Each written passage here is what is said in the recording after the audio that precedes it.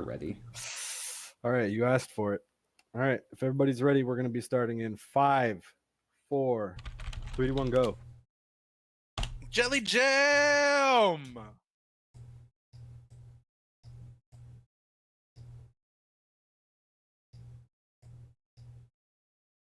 All right. This should be interesting. All right. So, with HoppieTheFool and RealCritical on top, and Millie, Lily, and Marty on the bottom. Let's see who's got what teams. Looks like RealCritical is starting off. Standard for everyone except Hoppie, I think. Yeah. Oh, no, standard for him, too. Yeah, standard for him, too. He even took Sully with him. So it looks like they may be interested in just going straight for the kill. The Providence point is time taken away, and instead he may be interested in trying to just get that first point of the jelly kill, which is a very big deal. I personally don't think going for a lot of those bonus points is really all that worth it, because as you can see from the last round, not many people killed the jelly. In fact, no one did. So no one did. Yeah. I think the best thing you can do in a marathon is definitely to try and maximize your chance of beating the cave and not worry about most of the point incentives unless, you know, they're easy to pick up and stuff. Right. Alrighty, a reset from RC, huh? Yeah, I don't... What do you do? I don't know, but he just... RC had a little bit of a hiccup. He accidentally triggered one of his save states. Oops. Oh. Well then. Nothing too interesting is probably going to really be happening on these first 10 floors. They're just going to be going kind of slow, probably opening as much as they can to try and get as much safety as they can get. There's a couple items that you can only get early, and then they stop spawning. So, such as rings. Yeah, like rings, a couple rocks, helmets, shields, and stuff. So all that good stuff. Most of them are pretty much useless, but the ones that aren't are so good that it's worth going a little slow in the beginning, especially in a marathon. Right. Like I said before, it's not so much about getting to the end as quickly as you can. It's all about the marathon. Yeah, this game is so RNG heavy that having a straight up like any percent race is kind of... It's effectively pointless. Yeah, it doesn't really determine anything at the end of the day. So having like point incentives and like a 2-hour time limit is a little bit more manageable. Yeah. Where you can actually see stuff happening. I already got a ring for RC. Got that mind ring. Tasty, stronger on IP. Yeah, it's a pretty good one actually. Having a heal that doesn't take MP is pretty nice. And an early deadly sword for him, should he choose to use it. Oh, that's a good one too. Yeah. The difference between the good one and the bad one is that the good one will show up from 5 and on, but the bad one will only show up after 20. Yeah. And the bad one isn't just bad, it's pretty horrible. It's pretty awful. Gives a bonus to your critical attacks. Doesn't boost the chance for him, but boosts the damage for him.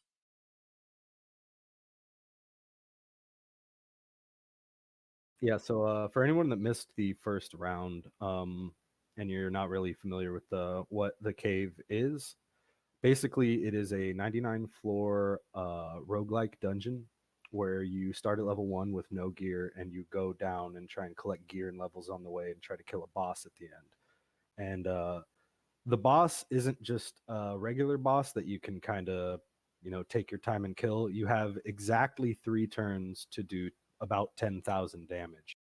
Yep, just under. Yeah, the things that they're looking for some pretty powerful items on the way down, and it's all RNG. So we're gonna hope we find, you know, some Decker blades, maybe a Gades blade. Only picking up that muscle ring. Hedora rocks, all the good stuff. So hopefully we see a kill this time. Let's hope. Nobody really had much of anything to do it with, so with only one person finding the finding their way to 99. Yeah, the even with 2 hours, the cave It's can certainly not sometimes be, guaranteed. yeah, it can still not be completed I've if said you it don't before, find the and I'll right say it items. 100 times again. Cave is mean. It's Angry pretty mean. 100% of the time. After the first 10 floors, the first thing we're pretty much going to be looking for everyone is they're going to be trying to get monsters called red cores that are Yes. basically like those metal slimes from that Dragon Champion game. Yeah. The Dargon Fighter. Yeah, exactly. They give a lot of experience. They're pretty easy to kill, but they run away, so there's a chance you won't get them. Yeah. But we're gonna hope that everyone gets them so they can have some smooth sailing onto the cooler floors. And there's Trick for RC. That is a top That tier is spell. hype. In a word, hype. It's a spell that increases attack power, which is certainly handy for taking out, I don't know, like 10,000 HP. Yeah. And it's nice too because what you're usually looking for on the jelly is like doing percent HP damage in the beginning. So you don't really want to do any flat damage before that.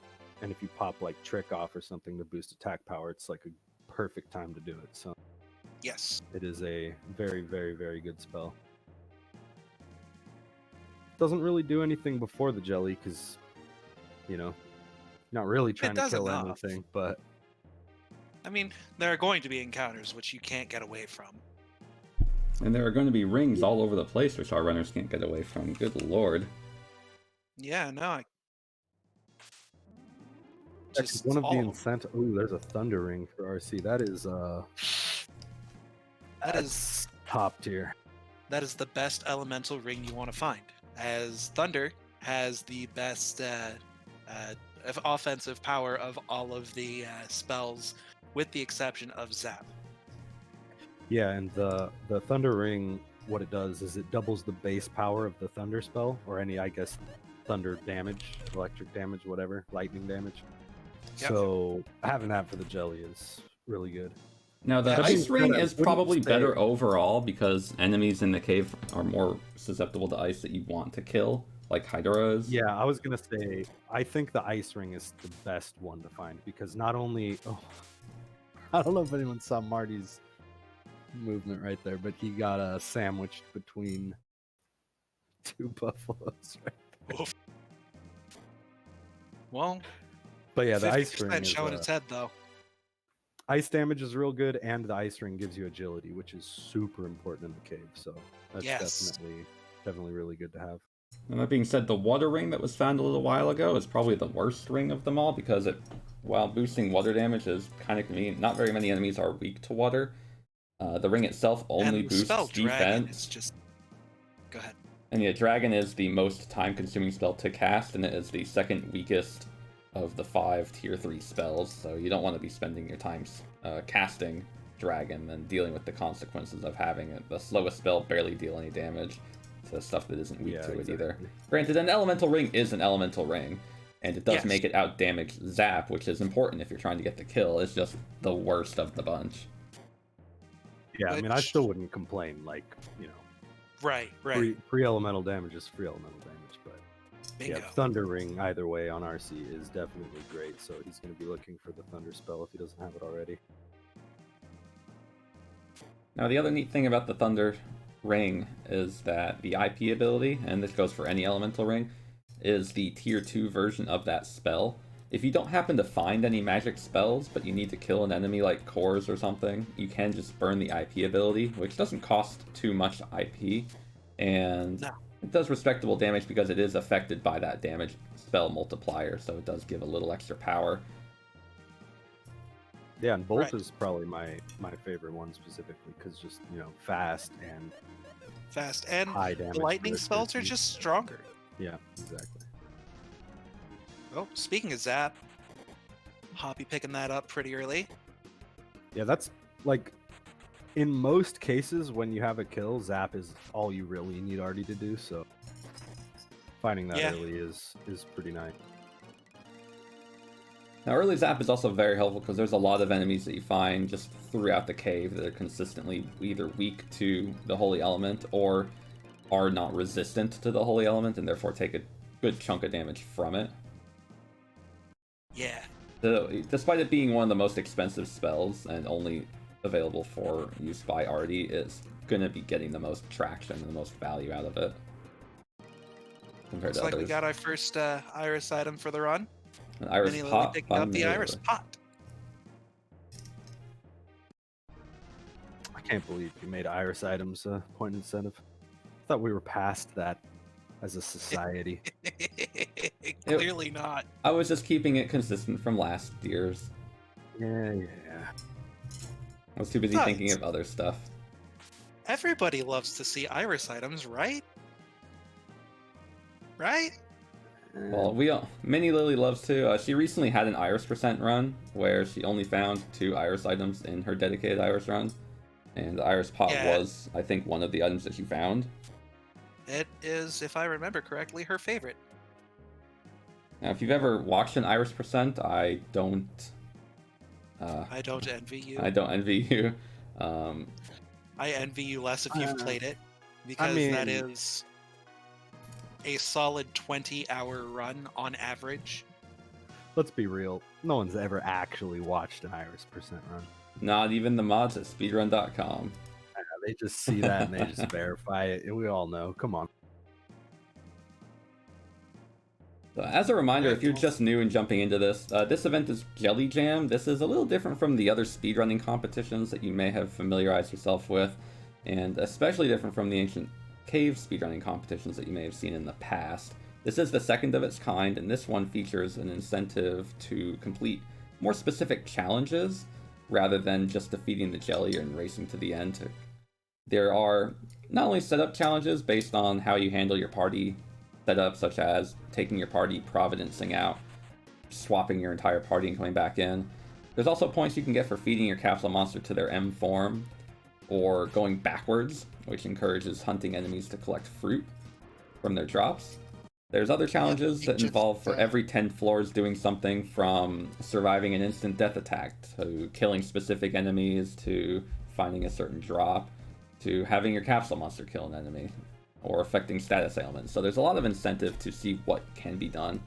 The best way to check that out is to type !rules and see what the different points can be awarded for, and type !tracker to see a summary of them, and also see what points have been earned so far.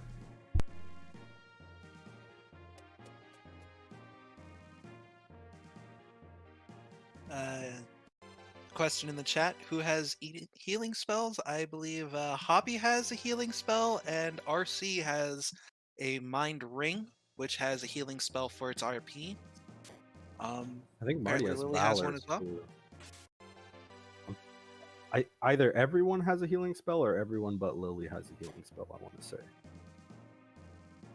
There's a Gades Blade. Lily just picked up a Gades Blade. So huge. That is one of the rarest items you can get in the cave. I mean, it's as rare as any other blue chest item, I guess, but, you know. But when you want that specific one, it seems pretty rare. Yes. The Gades Blade is a high power weapon that Decker and Guy can use. It deals dark elemental damage, which is considerably one of the downsides of having it. But its IP attack is incredibly unique as it hits 8 times for a single move. Now the Gades Blade itself you can get through the main campaign by defeating an optional boss. So you can't actually bring this into the cave during your very first attempt if you're just playing the campaign for the first time. Yes. On top of that too, the Gades Blade actually drops its shadow element on the IP attack, so it's just normal damage, which just makes the IP even better. Yeah, usually better than shadow. Now, the IP ability itself does target randomly across its 8 strikes, so its usefulness. But when there's one big target, that's not a problem.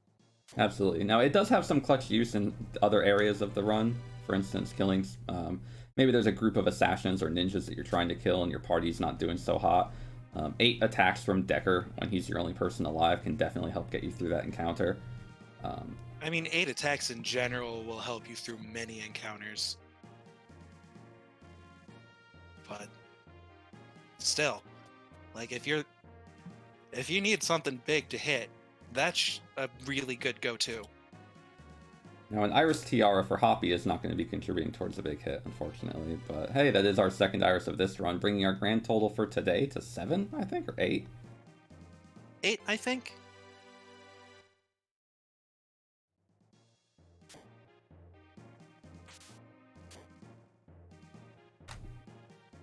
So one more and a jelly kill, and we've got the whole batch. Another thing to note for people that aren't very familiar with the game is that there are 3 different tile sets basically in the cave. There's the tower tile set that the everybody but Hoppie is on right now. That's the first 20 floors. Mm-hmm. And then as soon as you hit floor 21, you're in the dungeon tile set. So you can see Hoppie has different tiles while he's moving around. He's definitely the farthest in right now. Everybody else after is kind that, of going for cores, but yeah. And then after that, you've got the cave tile set, which is from 40 onwards. Yeah, it's kind of disappointing that they were like, yeah, it changes every 20 floors, and then you get to floor 41 and it never changes again. Kind of. Yeah. Again, I said it earlier. It's a lot. It goes along the line of this game could have used like 3 extra months in the oven. Yeah. A shrine tile set would have been real cool in the cave, like last 20 floors or something, you know? Yeah. Now, if you're looking for a little variety and you want to spice up, oh my gosh, another Iris item for Hoppie. Oh man.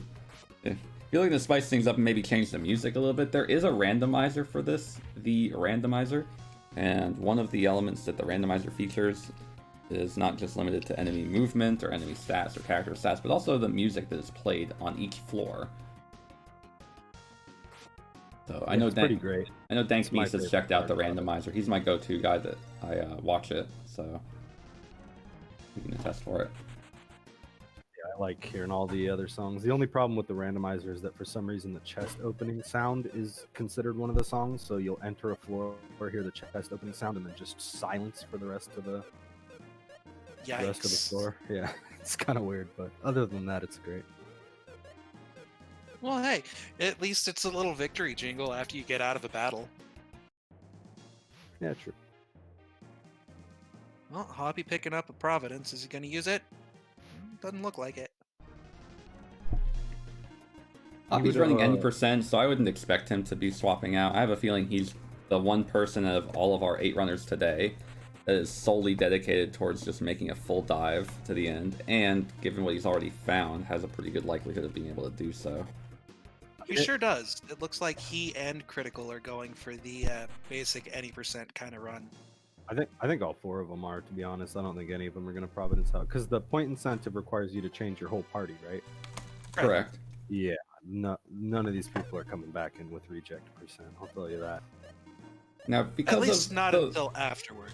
Because of the structure of how this is, if they do defeat the jelly in a timely manner, and they do have, say, another 10 minutes to spare, then it's entirely possible that they could Providence out upon defeating the jelly, do the party swap, raid the treasure room, Providence out, do all that stuff, and get a couple of extra points at the end. Of course, that means you can't secure that point early on, so if you're stuck dealing with some really cruddy rooms in the 70s, 80s, then you pretty much threw that opportunity away. Yeah. So it's a risk, but we'll see if it pays off. Yeah, I don't think it's something that I would worry about personally, unless I was planning on doing it in the very beginning. Right. Unless you wanted to completely meme on everybody and just take the reject percent all the way through. I mean, I wouldn't, but I wouldn't either.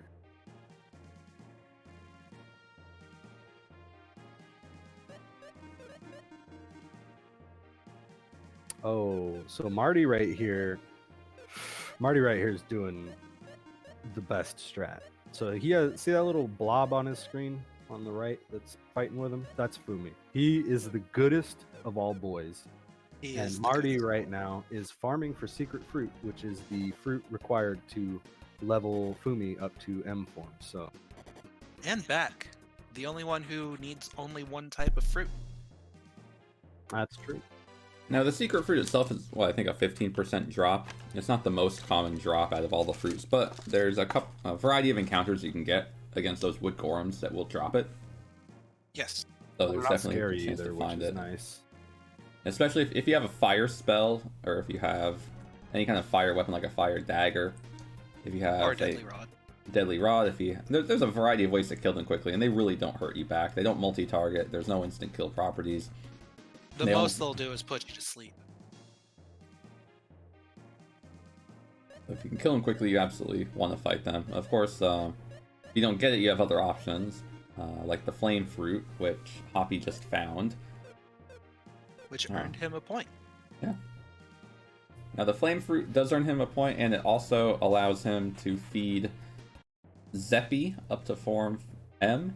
Unfortunately, Zeppy is banned if he wants that point, so he's not going to be able to he's not taking capitalize on the pet point. However, if he does find a charm fruit, then he could swap to Zeppy and do a feed up and down. So by getting rid of 1 point, he would get himself 2 points.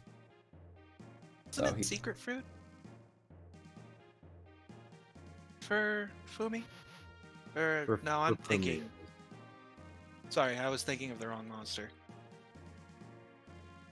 Now, Blaze requires the charm fruit to go up to his M form, and that drops from evil fish, which are pretty scary. But terrible. The flame fruit to go back down, which well, that can work out too. So having that flame fruit, if you can get a charm fruit later, may make using Blaze a very good idea. Deadly Rod for Marty 56 is going to be very helpful for him. Absolutely. Yeah, for those unfamiliar with what the deadly weapons do, they're basically the most important items for going fast most of the time. And Deadly Rod has a... People say it's an 80% chance to instant kill when you hit with it, but we all know it's actually 50% because it either kills or it doesn't. I mean, it's 50%, 80% of the time. It's not even that much. It's alright. If it wasn't for Artie's floppy ears, I'm sure it'd be more accurate. I mean, so just flop around, slap him in the eyeball whenever he goes to swing. I don't even think it's that. I'm pretty sure the canon is that Artie's just actually blind, so it fits. Yeah. Too much ear, not enough eye. That makes sense.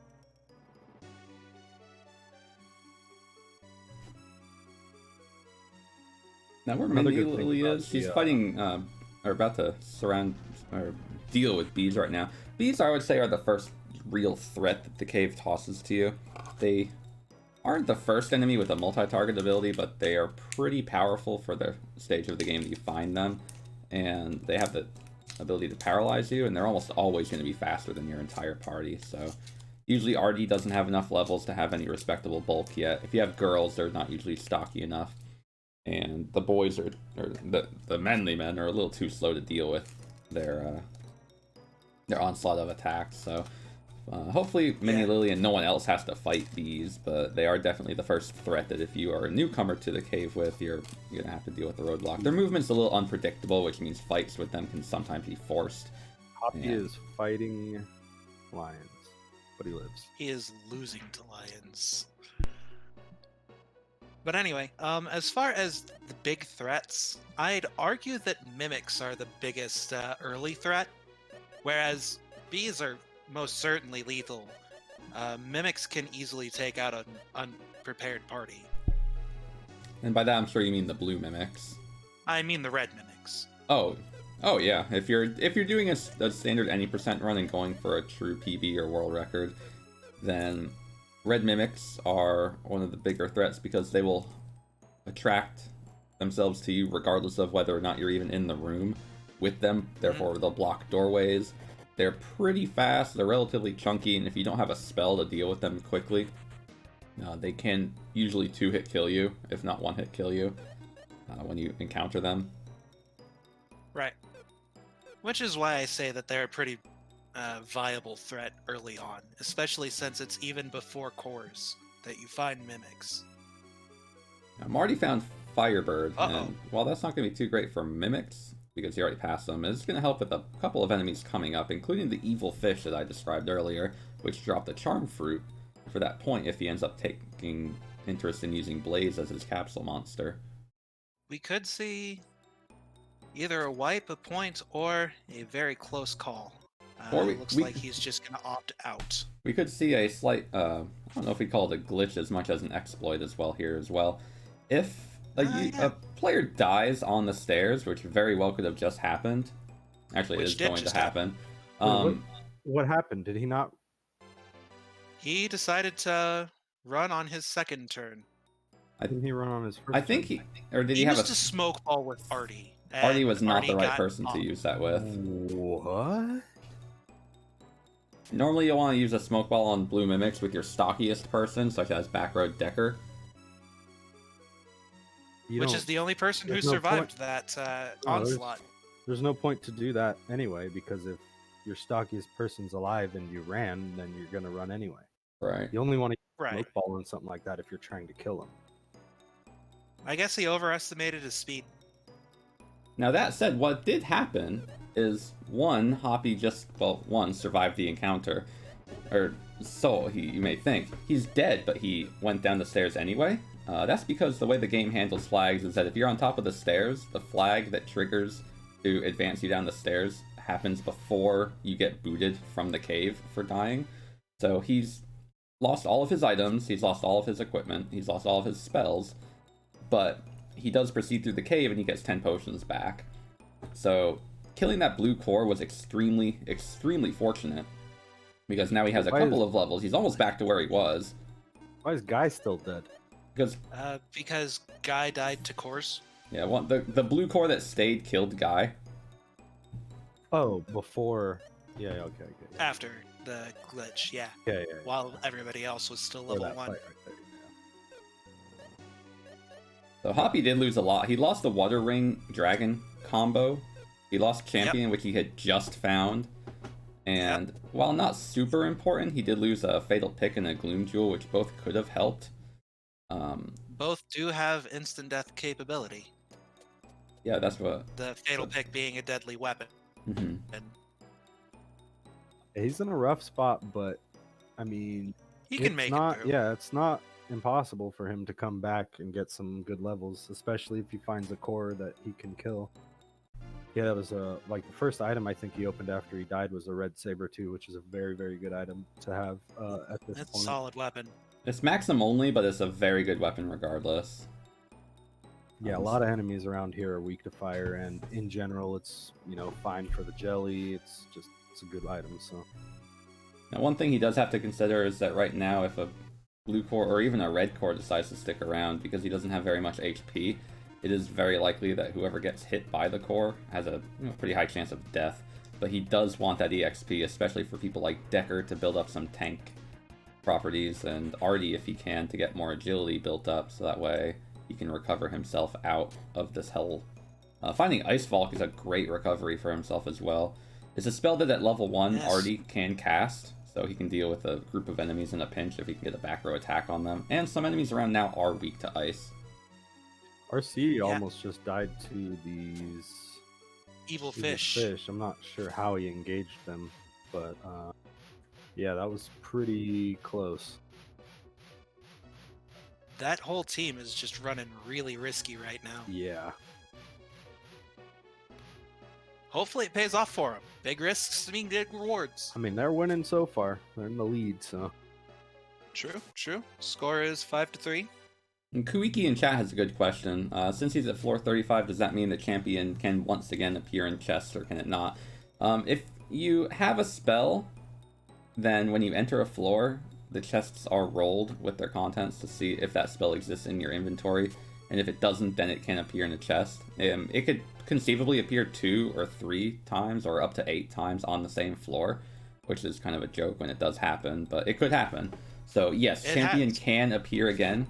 What can be unfortunate is that if you do a run with, say, a group that doesn't include Artie, then you can find Zap, and because Artie's not in your party, you can't actually retain Zap, and then you can go to the next floor and find Zap again, because it hasn't been added to your collective of spells.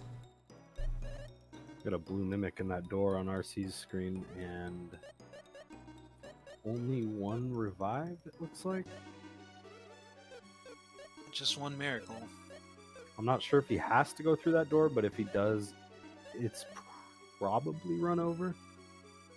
Now, he does have a Providence, and he could consider doing some shenanigans to try to do a point for point on the party swap and then double back in. Or he may stick with any percent and try to turn this into an 85 to 90 minute run if he thinks he can make it to the jelly within that time. If he Providences out, he loses that Thunder Ring, though, and that's big. That's pretty big, yeah, so... Yeah. He's also got Trick, which is very helpful.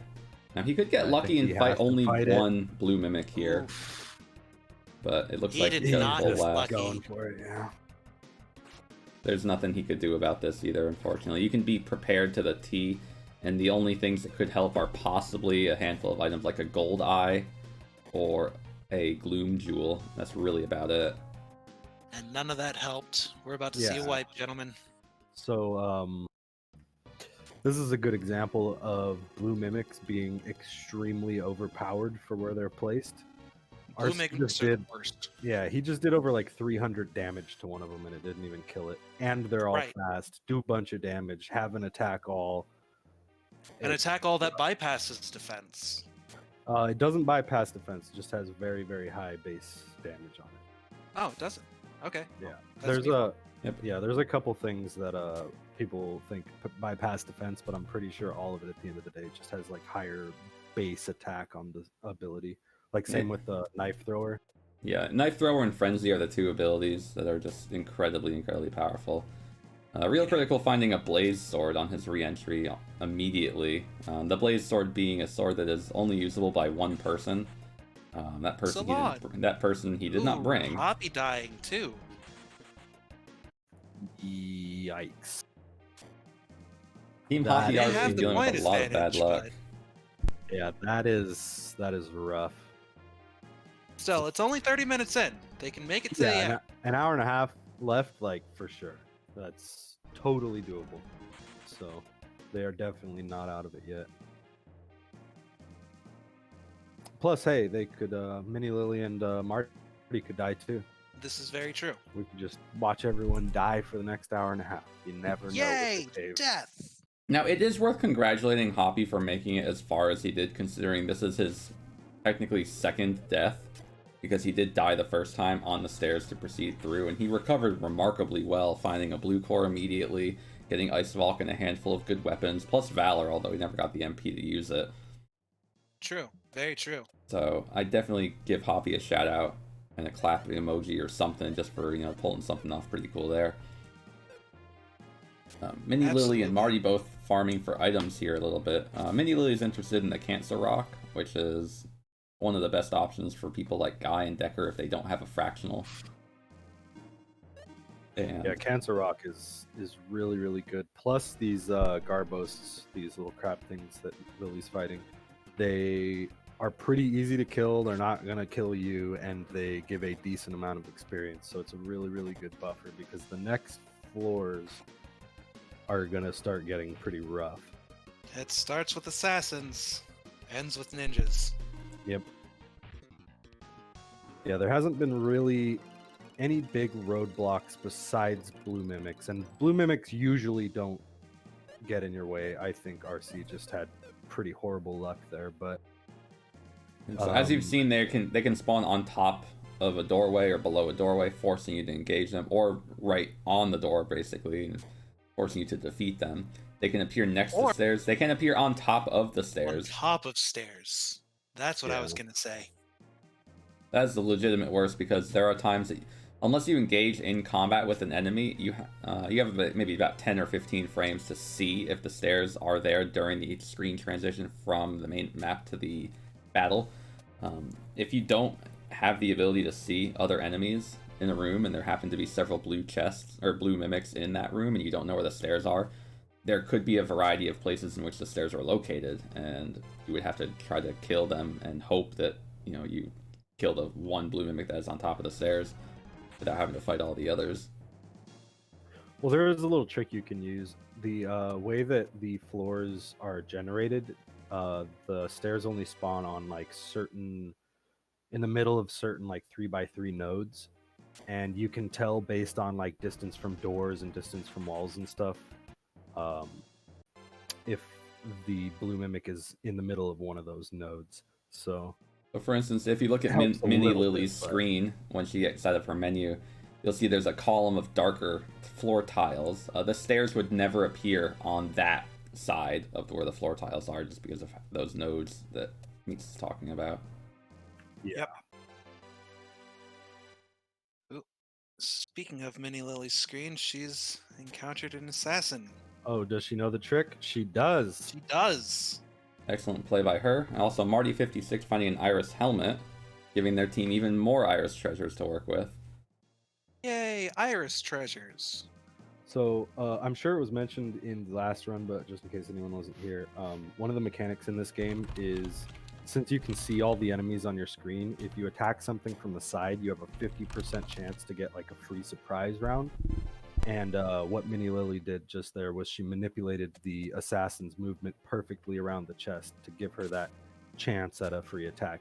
She didn't get it, but the movement itself was still pretty good. So she still got the 50-50 chance. It just did not roll in her favor. Exactly. And that's all you can ask for, is to get the chance, right? So precisely. Definitely was good to see. Now, it's going to matter a lot more if she has to use that against ninjas, but this is a good place to display a good opportunity to have to deal with it. Another thing she did here is she fought them in a doorway. Most enemies, when they move horizontally and position themselves right above a door, they won't move in such a way that faces them downwards into the door. So enemies like red mimics, ninjas and assassins like this, that kind of charge towards you, they won't face the door, so you can give yourself an option for a 50-50 there. It can sometimes be your only chance of escape or, you know, safety against enemies like this, so you definitely want to know those kinds of strats for these enemies in particular. Yeah, I also want to point out, you did call them assassins and not assassins. The very best part of this entire game is that the translators were either really dumb or really lazy, because they had never heard of a Hydra, they'd never heard of an assassin. They gave them weird names like Hidora and Assassin. So the English is strong here. Yeah, there's a flower called Lufia. Yeah. But it's supposed to be Reflesia. Yes. So, I mean, how you get Lufia from that, I have no idea, but I love it. And then the name of Minotaurus is just all kinds of jank. I enjoy Gorems primarily. Instead of Golems, you'll get Gorem. Yeah. And but leeches. Hey, that's one of the jank little charms that we love about this game. Oof, bad movement by Lily.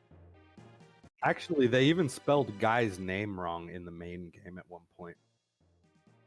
Like, it's G-U-Y, and then randomly in like the elf town near the end of the game, it's spelled G-A-I for literally no reason. Like... Artie, his name throughout a lot of the text boxes is RT, like R and then like the drink T, whereas on the battle screen here it's Artie with a Y. Well, that's because I think Artie, his name's Artea, and it's short. Artie is like short for Artea, I guess. Or, well, no. Actually, no. I mean, it'd still fit as Artea. Yeah. Yeah, so maybe that is... Wow, I never thought of it like that. It's supposed to be Artea, but the guy that was writing it for the in-battle was like, Artie, okay.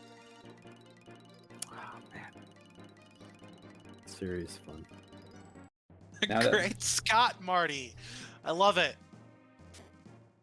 Now, you're not only going to find those mistranslations here in the context of the Ancient Cave or those few spots of dialogue along the main game. There are even some towns and locations that have names completely botched. For instance, the capsule monster Zeppi appears in a cave, and that cave is just a complete explosion of text.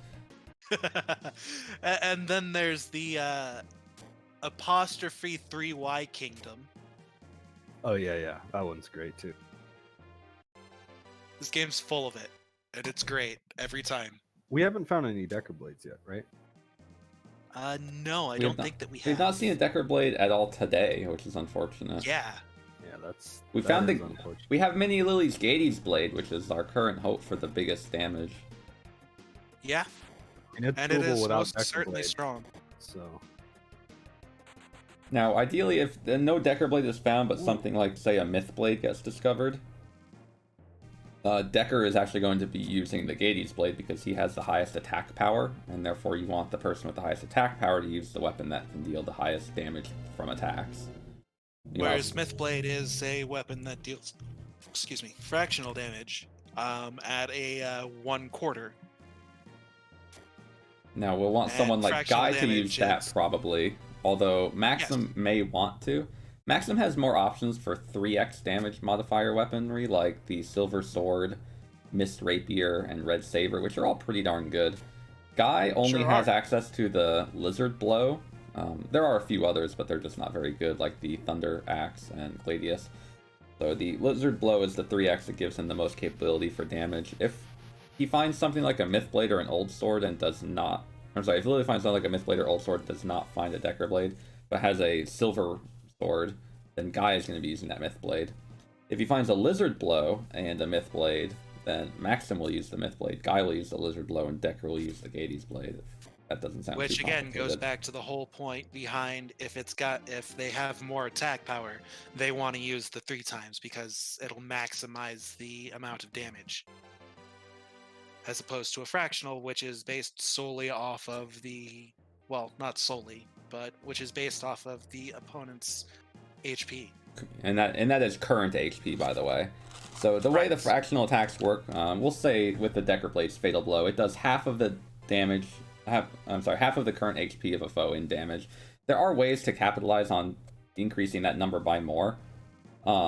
If you use it in the front row, then you have the potential to deal 12.5% or 1/8 in terms of additional damage. And the way the random number generator works for damage rolls, it can deal between 1/8 up and 1/8 down from whatever its stock value would be. So you could deal up to somewhere around 6,200 damage if you don't use anything before a Fatal Blow, which is a single punch by Decker, and it's just an incredible amount of damage.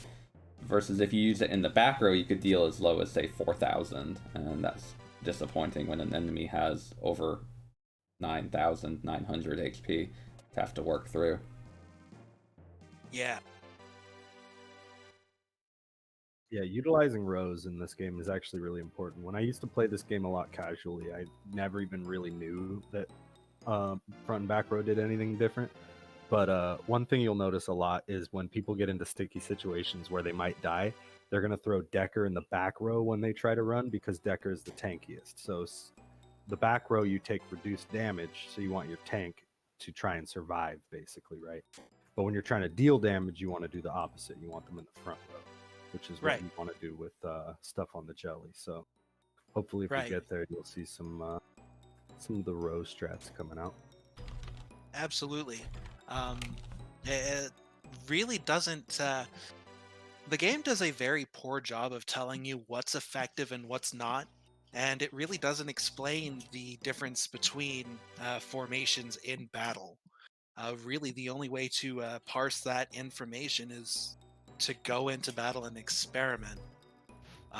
Or to join the Ancient Cave Discord community and take a look at the various guides we have, which give you all that information at the click of a button. Exclamation AC Discord # shameless plug. Yeah, by the way, the AC Discord is basically the most active Lufia community, I want to say, that there is. So, if you like the game, but you're not really into the speedruns, it's still probably a great place to check out. Yep. You know, if you just like main game or the story or even the other games, it's definitely a place where you'll find many other people that are in the Lufia cities. So Yes. The community is pretty friendly. We're never going to harp on you for talking about the campaign in the Ancient Cave Discord. It's definitely a place that you're welcome to just talk about the game anyway. So if you're interested in the community, or you're interested in trying this game out and learning a bit more about it, or you want to relive some nostalgia, then definitely check it out. Some other things worth checking out include a deadly rod that RealCritical just found, meaning that his possibilities of catching up on speed have just gone up phenomenally.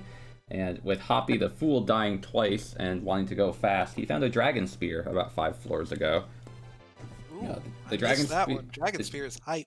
Yeah, the dragon spear is only usable by Artie and Salon. It boosts the holder's agility by 50. It is the single largest boost of agility that a person can have, and Artie being already fast, having that means that he can outrun pretty much every enemy until floor 60, other than blue mimics, ninjas, and a handful of other things, with almost no fear at all. Now, the way running away from combat works is that if an enemies have their own specific agility, and then you and your living party members have their own specific agility. The agility of your fastest person and your slowest person, as long as they're not dead or paralyzed or asleep, are what's calculated into the running away mechanics. So if everyone on someone's team is dead except for Artie, and Artie has something like a dragon spear and a twist jewel, then you're running away all the time. But if someone like Decker is alive, then that slows down your chances to run away. There's a dark mirror for Marty right there. Typically, armor doesn't really help you all that much in a speed run or anything like that, but there are a couple items that are so defensive, like the dark mirror, that you put that on a tank and you're pretty much good to go for the majority of the cave. So that's a pretty good find for him. Plus, the dark mirror, while it's uncursed, does have the ability to prevent instant death attacks. It's also the only shield that every party member can use that can be found in a blue chest. So even people like Tia or Alexis, who don't have too many options for shields, can use it, giving them something nice to work with. Well, Tia has the crystal They totally have the chop board. Well, I mean, I'm saying if they don't have it, you know, Tia has the crystal shield that she can use, and the water gaunt, but Lexus has no other options other than, I think, the water gaunt. Decker can use the bolt shield, flame shield, and apron shield, plus the dark mirror. So there are people that have, you know, say 3-4 options maybe, but people like Lexus only have 2, and that, you know, that really matters. Yeah, it's really a shame. Lexus is such a cool dude in the main game. It's a shame he's not such as competent a combatant. Yeah, it's almost like they forgot about him in the cave, because he literally can't use like anything. So there isn't even like a blue chest weapon that was made for him. They just kind of tacked the water spear on at the end. And Artie can use the water spear anyway as well, meaning it's not like any sort of exclusive. So Salon has an exclusive, but she's kind of forced in the main game anyway, so it kind of makes sense that you're going to have her until the very end. But Lexus not having anything, despite being a pretty late game person and available for this, is unfortunate. Curse Lifter for Hoppie is pretty nice to pick up. Yeah, so we've been talking a lot about cursed weapons, items, and such, and then uncursing them. The only thing that you can use, with the exception in the main story of churches, is a Curse Lifter, which is an AC-only item. It does exactly what the name says, and it's the only thing that does. So if you really want to find these things, if you pick up, like, say, a Deadly Rod or something, to unlock its full potential. The Deadly Rod and the Fatal Pick and the good Deadly Sword in this case, they are also Ancient Cave exclusive items. So the Yes. Curse Lifter, you can tell they were built specifically for the Ancient Cave to give people the ability to kill things that just cannot be killed under normal means, like the late game dragons and archfiends and such. You got Perish though. Get out of here with that nonsense. Or even Perish Punch. That is much more applicable. Now we've got Mini Lily doing the safe farm and also trying to get herself a point by killing Bryn's lizards. They are weak to fire as well as flying type attacks, so if you have a weapon like the Crazy Blade or the Launcher or the Flying Blow, their IP abilities absolutely decimate the Bryn's lizards. Alternatively, if you have a Burn Sword, Red Saber, or Firebird, that can shred through them pretty quickly as well. They're not too scary, but they have a low % chance to use an ability called Cold Stream, which deals a lot of damage. But everything else they do isn't all that threatening. Cold Stream is the white dragons. They use the Bryn's lizards use Frost. Oh, Frost. Oops. Yeah, and they also drop. I don't know if you mentioned this. They drop the Twist Jewel, which is the best jewel in the game in terms of agility, which everybody wants to get. Like, these things aren't that hard to kill. So in a marathon, ooh, Marty, surprise attack by assassins. Uh-oh. He did not survive that instant death. Yeah, that could have been a point right there for him, but unfortunately not surviving the terminal blow is unfortunate. Assassins are Didn't not make that one wow. Either. Yikes. Assassins aren't too scary. Basically what just happened to him is almost as bad as it gets, and he's got levels, so he's fine. Yeah, he'll be alright. You can see how quickly things can go wrong, though. Letting you know that even in the floors like the 30s, you're never safe. But you can do things to make it as safe as possible, like what he's doing now and trying to get the side attack on the assassins here for that 50-50. He didn't get it, but he did everything like he should have, just like Lily did 15 minutes ago.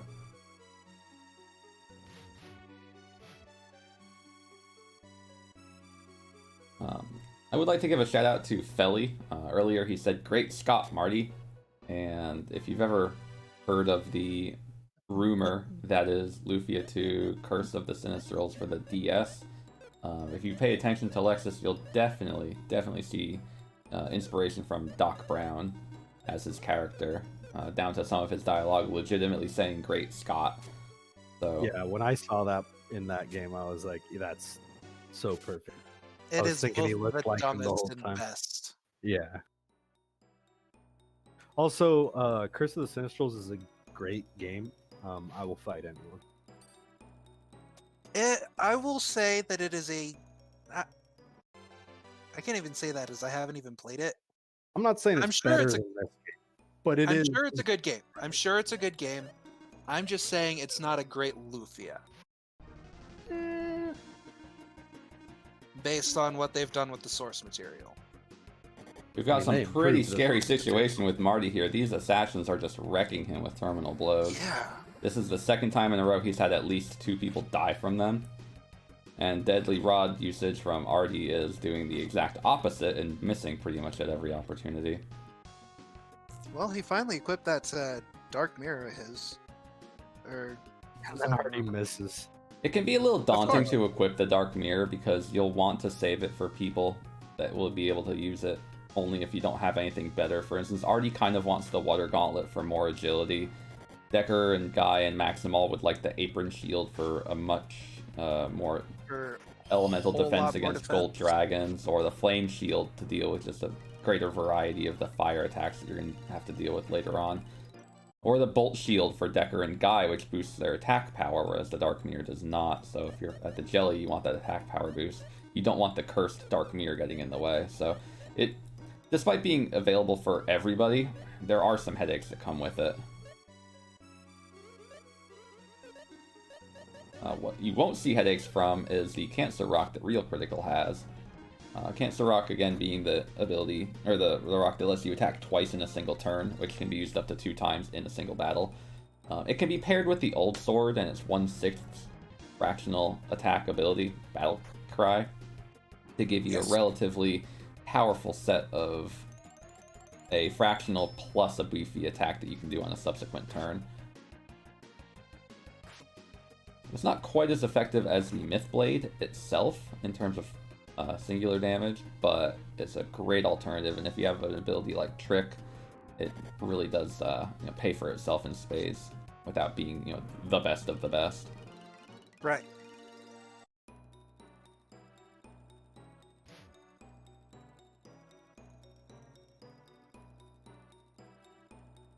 So you can tell he wants to get a couple of Cancer Rocks here. If he does find an Old Sword and a Cancer Rock to pair it with, he may give that to Guy, or he may give that to Maxim.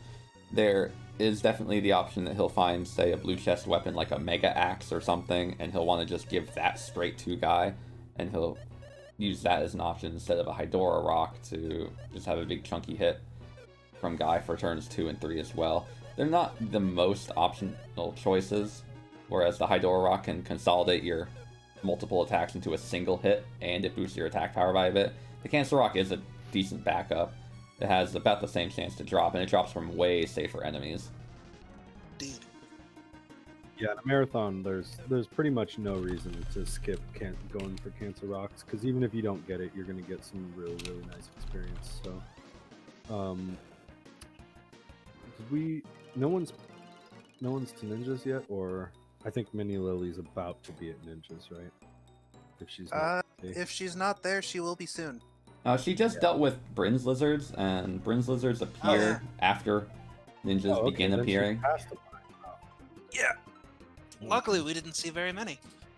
So, the challenge with Bryn's lizards is that ninjas appear at floors 44, 45, and 46, and Bryn's appear at 45, 46, and 47. So there are 2 floors of overlap that, if you want to explore Twist Jewels, you have to deal with potentially finding ninjas to have to wade through in order to get them.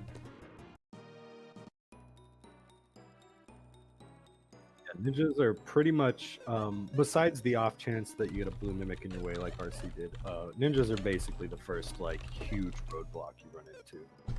They are, you can have tons of experience and great weapons and everything, and they can still kill you. So plus, with how aggressive they are on the main map, just moving around the encounters, that makes them a very tricky, most times necessary encounter. Yeah, if you see them, if they're in a room you have to go through, you pretty much have to fight them. So. That said, if you get lucky with the terrain and the bushes and chests and such, maybe a couple extra enemies getting in the way, there's not really much else beyond that you can do to get away from them. They're really angry all the time, just like Cave.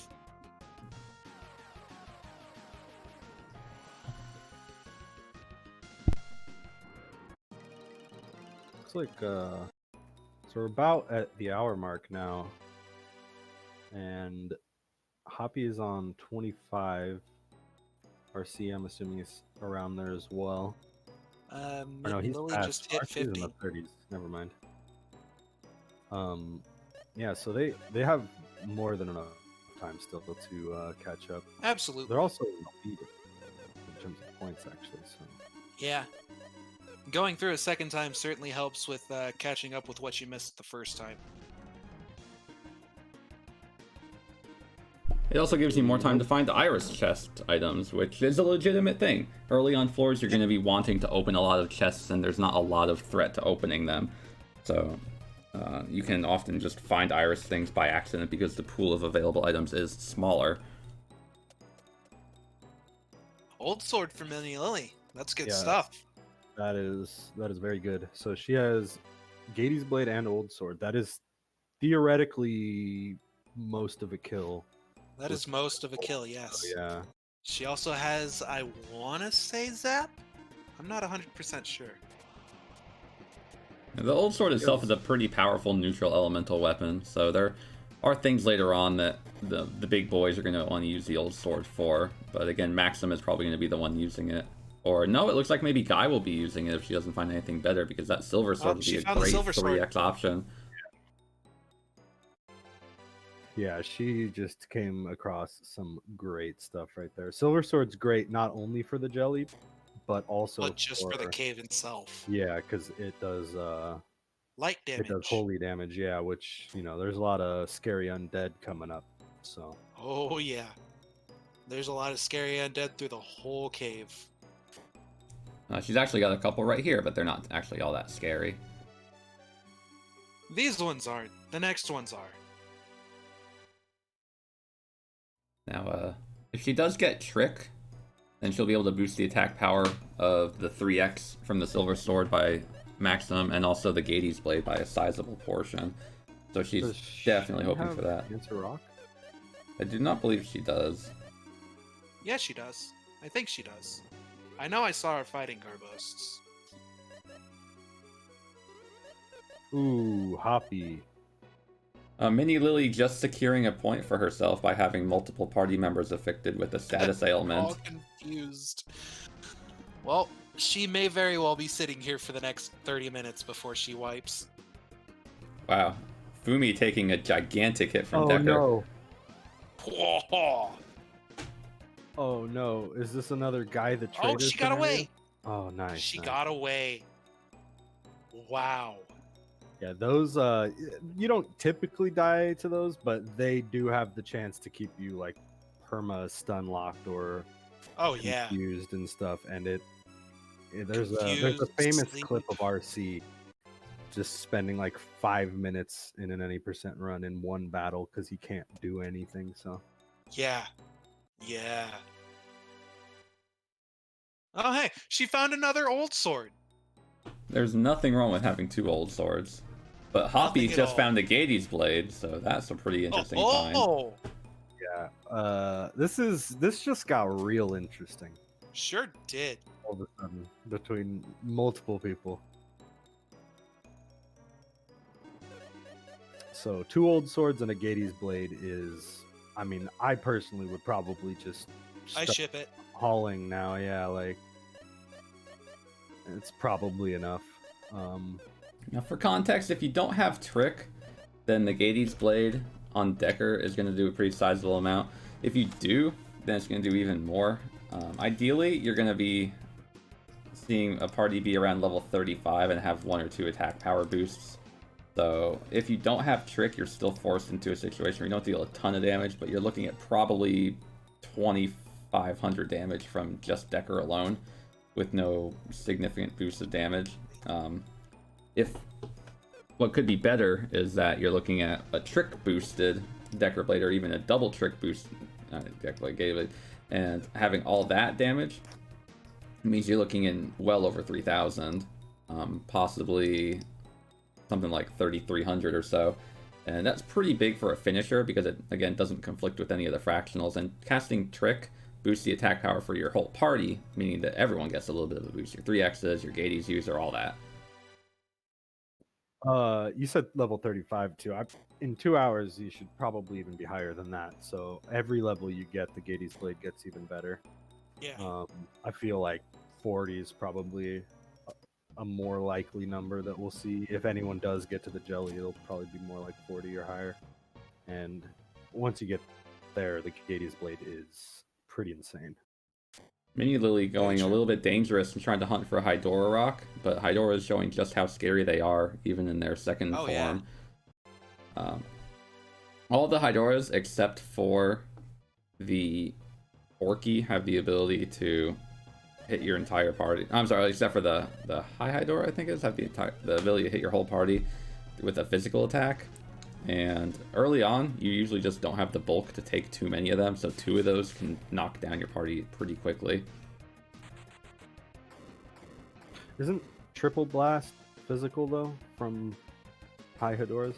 Is it physical? I thought it was magical. I can't remember. It's so rare that I see it. It might be physical fire elemental. I'm not 100% sure on that. Yeah, I don't remember. I know it was it was something weird about either that or a similar spell from another monster, maybe, but RC just got some cores. To give a little comparison too, the Gady's Blade on Decker will deal about 500 extra points of damage after a trick or 2 compared to what Guy would be able to deal with it. Whereas Guy, if he's using something like an old sword, that fractional damage will not be modified no matter what his attack stat is. Of course, even if Spaghetti Noodle Arms Maxim decides to use it, it'll be the same no matter what. Now, the additional hits are what can matter, but Guy will probably end up being in the back row while some other attacks get utilized, such as... The additional hits matter a little bit, but like the amount of extra damage you get from someone like even Max into Decker, it's like almost negligible at that point. And Maxim has a few options where he can sit in the back row potentially and whip out Thunder for a decent chunk of damage if he doesn't have really any better front row options. The big challenge when you're fighting the Jelly is that you have 6 front row options, and normally you want to have your fractionals be used in the front row to capitalize on the damage boost. Well, you want everything in the front row, but fractionals especially early on. So if you have a Decker Blade or an Old Sword and you're using their IP abilities in the front row, then that limits, of course, your turn 2 and turn 3 front row options. And if you have 3 people using multiple hits from a Cancer Rock, again, you're just struggling to find a time and a place to use everyone's abilities multiple times. Nice Dark Mirror for RC, by the way. Yeah. I think we already covered Dark Mirror, so I won't beat that horse. Now, Mini Lily getting into an interesting situation. She's getting to the point where no cores are the final evolution of core that she'll encounter. Floors 58 through 60 are a big deal because, one, it's the last place where you can find cores, and their EXP is just so huge, especially leading up to what she's about to find. And it's also where the high Hydoras are, the final place to find an accessory that helps modify your physical damage. You can find a Gorgon Rock a little bit later on that deals a 1/8 fractional, which is a fine alternative if you don't have anything better. But you always want to get a Hydora Rock if you can, because it gives agility, it gives attack power, and it has the 3x modifier built into it, letting you use a big chunky weapon, plus have the attack power boost and a 3x behind it.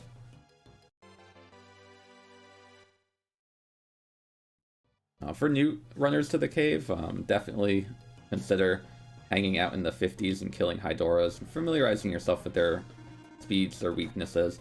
They're weak to ice, and the flying ones are weak to flying as well. They can all be hit by deadlies, and they're not super threatening if you come in prepared with even a spell like Blizzard, a tier 2, versus Ice Valk, a tier 3. Yes. They are incredibly weak to ice attacks. RC is now on ninja floors, so we're gonna hope that he... Ooh, he might have a soft lock floor. RC just might have a soft lock floor, but he certainly does have a point. Yep, the single node floors and the way every area within a room is created is built with a node that is that large in size. It's extremely rare to see something like that, and it is possible that a floor like that will have the stairs somewhere that is outside of walking distance, perhaps behind a wall or through a wall that doesn't have anything loaded in front of it. He got lucky here. It could have been a run end just by complete accident. Yes. He was able to, thankfully, find his stairs. Just those single node rooms can absolutely eat a set of stairs for a floor, and there's no way to proceed from there. Yeah, Squealer brings up a good point. In last year's Jelly Jam, Decker BRD managed to deal with a similar situation, actually finding the glitched floor and stumbling into a floor that did not have stairs. And that was, I think, around the 60s, mid-60s. So he was on pace pretty well. I think he was about an hour 10 in, and it just shredded him by removing the stairs from his available options. Yeah, every time you go down the stairs and the next floor generates, there's a 50% chance that it will generate a soft lock floor. And I arrive at that number because it either is a soft lock floor or it isn't. So, 50%. But you can actually have your run end. So luckily we're not. Ooh, Hoppie.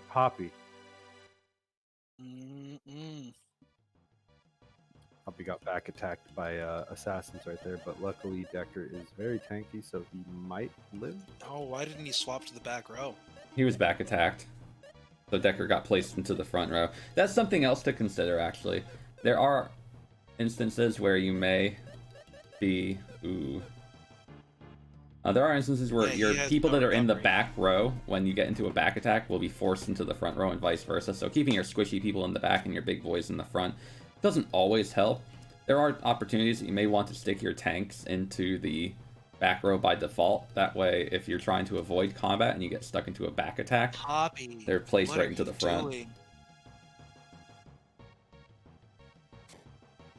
Interesting room for Lily. She's dancing with Hydoras, no cores, and salamanders. Salamanders being extremely scary. Oh no. That. Well, she has a couple of frames to recover from this. And she has a Hydora that she got lucky and got the side attack win. If the Sizzle Breath attack happened by those salamanders, by both of them, she would have had at least 2 dead people, possibly 3, depending on what level and what guy has equipped.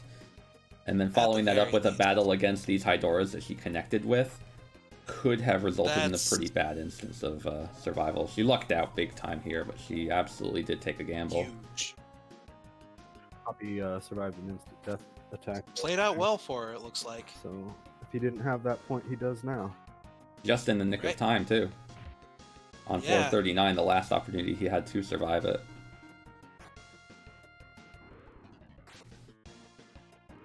Iris armor for Marty. This is, I think, the 6th Iris item found in this run. Not by him, but just in general. And another no-core for Mini Lily. She is stacking on that EXP. Sure is. She's craving it. She's crushing this whole run right now, for sure.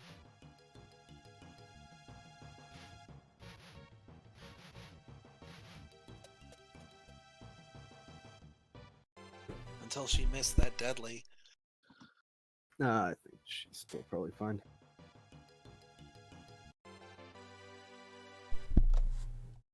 Ooh, a wipe for Hoppie. You hate to see it. Yeah. He did secure that point at least, so he definitely did get some things done while he was there, but this may be time for him to consider a couple of other options, but there aren't too many things left, so it's just a matter of what he's going to he could always dive in with rejects. Swapping for a Providence party may be a good plan now, so that way he can do a full swap. He may be doing that right now, jumping to do a dive and then swapping into reject later on. Yep. Yeah, he's skipping chests, so it looks like he might be. I mean, you can see that he wants them. He's he for sure is walking up to him, yeah. He's not opening them, so. Ooh, I don't know if I'd take those last 2 cores. Like, that's greed at this point. She's already had a few of these no cores. Nah, she's real high level, though. She can survive the Brin's Lizards, no problem now. She's level 34. Yeah. Level 34 isn't necessarily complete safety against salamanders because they're just so darn fast, but she definitely has Guy able to survive, and having Maxim able to survive too is pretty nice. For instance, a Firebird and a Sizzle Breath may not kill Maxim, and that isn't a bad thing. You know, it's one less person to burn MP on to revive. Another no core. And a red core! Yay! There are plenty of times that people will complete runs with their party at a lower level than what Mini Lily is right now by a significant amount. I think my lowest level completion was like level 28 or level 29 for the party in general. So her being 35, 36, just goes to show how much padding you want in a marathon. And even then, she's still not 100% safe. It's very nice to have that pad because things like Archfiends can still obliterate you. Sure can. Now she's unfortunately... All it takes is one unlucky destroy. Mm-hmm. Or a couple of Stardust Blow. But that's later on. That's when it hurts the most, when you go all the way through the cave and then wipe.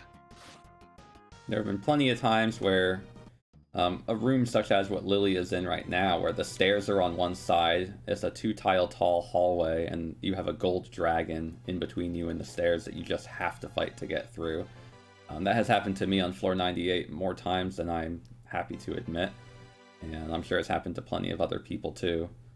So you really never are safe. You can always prepare as much as you can, but as soon as you let your guard down, it is very likely that something could just go wrong, and no matter how much you prepare, just yank the run right out from under your skin. It very is potential. Yeah, once you get to like The 60s, it's basically not safe for the rest of the run. Like anything could go wrong from then on. So from 60 to 68 or so, there's gold gorems, which 2 golden mist attacks from a trio of gold gorems can annihilate you. There's warm eyes, which if they get the jump on you, you hold can get gaze. paralyzed. Oh my god, hold gaze. By them. They're pretty fast. They're gonna outspeed your slower boys at least, and they can paralyze you. They have 2 chances to do it per attack per warm eye, and there can be up to 4 of them in a single round. So that's just a lot that you have to deal with. Other enemies that are exceedingly scary are the sirens, which, as we saw, can confuse your entire party and just turn them against yourself, which is especially threatening when you have deadly weapons equipped, and Artie is just killing everybody while confused. Well, you don't even need that. We saw Hoppie last year. Guy got confused and then just killed his whole party. So now, when you're confused, you won't cast magical spells. You won't cast IP abilities or anything, but still, depending on your power, you can just be very chunky, or you can be very strong, or you can have a deadly equipped and just, unfortunately, have to deal with it. One thing Millie Lily's dealing with now are white dragons, which drop the holy fruit, useful for Flash. The holy fruit will allow Flash to go from form 2 to form M, which is very useful. When paired with a dark fruit, it can allow for the double point incentive. I think you got that backwards. It's the dark fruit that goes to M, then it's the holy fruit that brings him back. Isn't that what I said? It's not. I don't think it's what you said. Then But we know you were on the right track for Darby. It works like that for Darby, except for the level of evolution. Maybe. Ooh, super sword. Super sword for Marty. Hey. Does Marty have a girl with him? I think he does. No. I think he does. But if he did, that would be a great weapon. The super sword is effectively a silver sword for girls. It's got a great 3x option. It's got very good power. And other than the lizard blow, it is the best 3x. Mm-hmm. Yeah. Oh, it looks like he doesn't have a girl to use it, unfortunately. It's a good find, but he can't use it. It's great pet food if he wants to feed up a certain little bubble of marshmallows. The goodest boy. Now, we just saw how Sly Foxes can be very scary. They're very, very fast. They're going to outturn you. They're going to usually cast Thunder, and you can see how much 2 Thunders can hurt. He's got Valor, which lets him climb out of this pretty reliably, but still... Yeah, he has his Valor users alive. Yeah, but it's forced. But he had a miracle in the wings. Yeah, it's always good to be prepared with a miracle for one of your Valor users. They can punch twice, or they can cast Thunder, and you just saw they focused on Artie, which is not nice. Yep. They are ironically weak to Thunder, which is, well, a spell they cast. You wouldn't expect that. And they're not really... Yeah, I didn't know that. Yep. I didn't either, to be honest. Yeah, there's like 4 enemies in this cave that are weak to Thunder. Bone Gorems, which are a skeleton that are not classified as undead. Sly Foxes, and Earth Genies are weak to Thunder. And I think one other, Orkies, are weak to Thunder as well. Orkies are weak to Thunder, huh? Yeah, of course you aren't going to be plowing through Orkies very easily because of their incredible HP and all. But they are weak to Thunder. Yeah, so. 2,800. That's nothing. That's like a quarter of what the jelly has. It's nothing. Sarcasm. No, of course. She's on 70 now. Yeah, she is trucking. This next set of floors she's about to be getting to, though, the like mid-70s. Oh god, speaking of Orkies. Yep, speaking of Orkies. Her deadly user just missed. Terrible. Her Terror Ball connected, though. That's a good thing. So what she's going to do now is going to be a big deal. They have high enough agility that Artie can pretty comfortably outspeed them. Tia usually can. Maxim, it really depends on what her level is.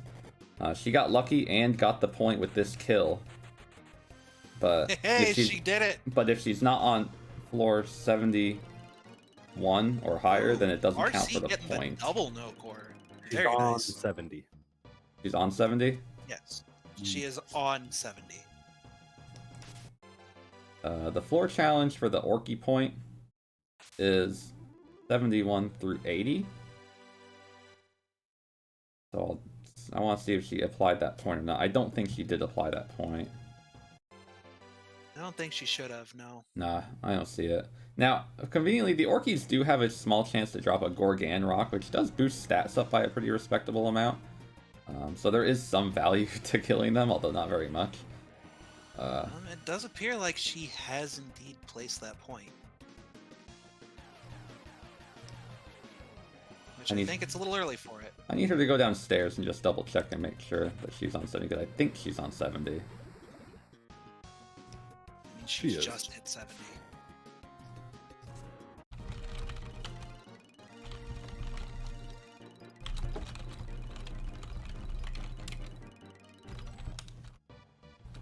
But yeah, what I was saying, what I was going to say before she fought Orkies for, I didn't know why, but The point.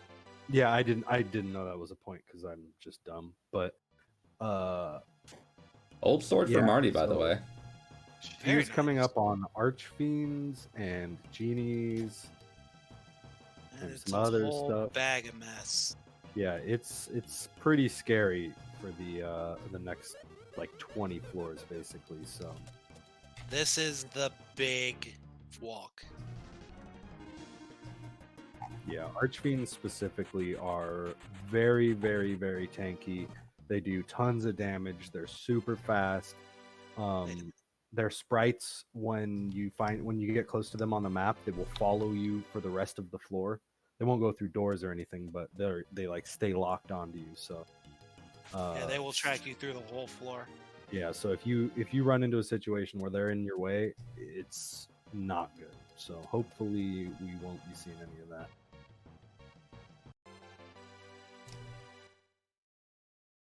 Just got a floor 61 Valor for RC. It may be late, but it'll always be handy.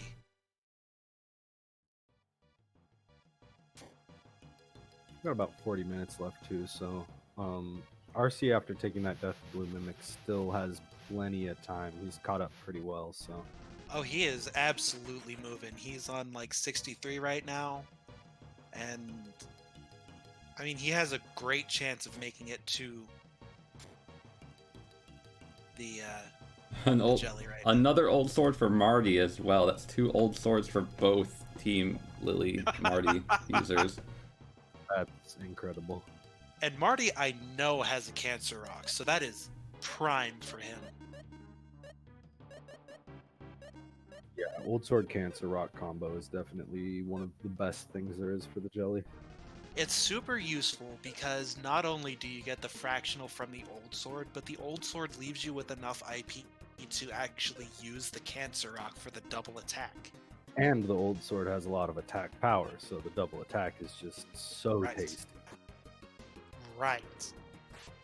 Nothing like that good old Cancer. Now it's got, for context, 400 attack power compared to the Myth Blade, which has 450. The Sky Sword has 450. I don't think anything else has over 410. So the Old Sword is. The Berserk Sword does. The Berserk Blade has 200 or 250. But Uncursed, the Berserk Blade had like 550. No, the Uncursed Berserk Blade is actually weaker than the Cursed version. Yeah. Oh. Yeah, it's My actually. mistake. Yeah, when it's cursed, it has decent ATP, but as soon as you uncurse it, it just becomes garbage. Yeah, that's what I was trying to say. Like the cursed version. Oh, the cursed version, yeah. Even that, though, is still only like 2 something, I want to say. Marty playing with leeches here, sphinxes here, interested in that point that allows him to apply a status ailment to a sphinx. You can only apply 3 statuses to them.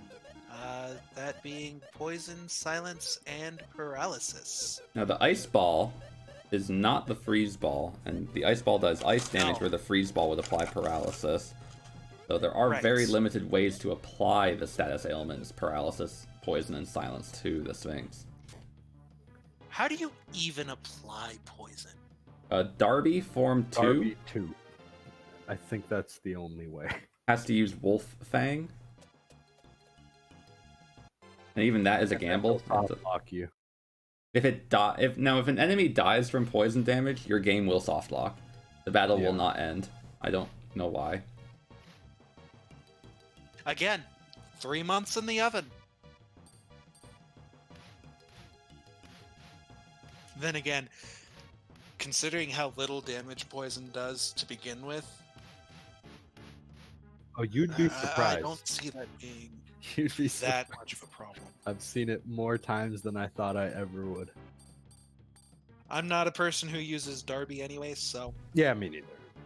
But in marathons, you see him a little more often because people are trying to be safe and stuff. Yeah, Darby is a great capsule monster. He'll deal the most damage normally out of your capsule monsters because he never defends. His attack stats are pretty high. His built-in attacks have pretty high multipliers onto them. And he's the only capsule monster that has reliable forms of instant death in Form 3 and Form M.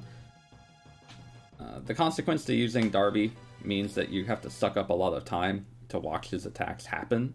So in a speedrun context, he's not usually that exciting to bring along.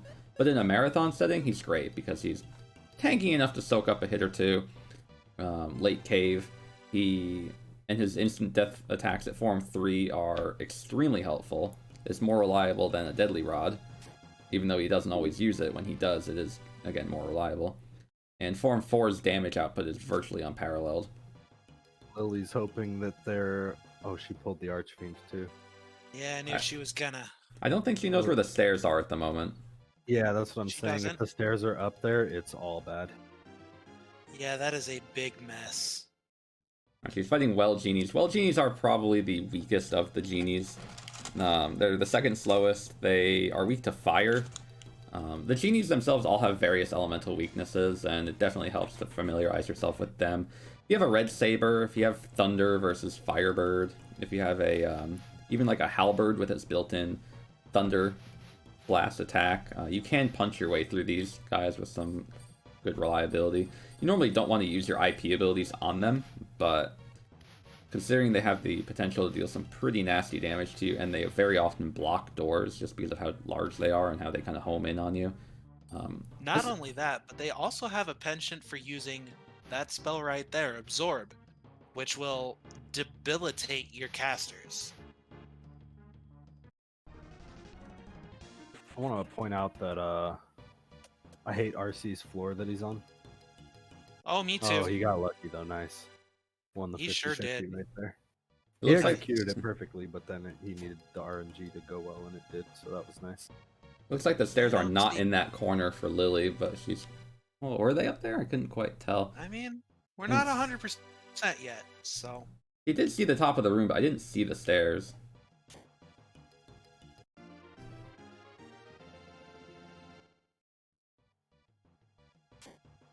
I mean, they might be under that Hades chariot, but it looks like she's going for this Orky, which will indeed validate that point of hers.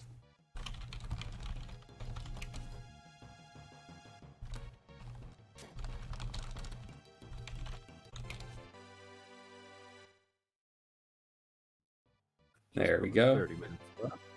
And I say she played that safe. If she went for the point, then she played it safely. She had the Archfiend blocked by a bush. Yep. She Bushes save lives. definitely handled that pretty well. She can play around with that Archfiend basically without ever having to fight it, as long as she doesn't have to come back through this room.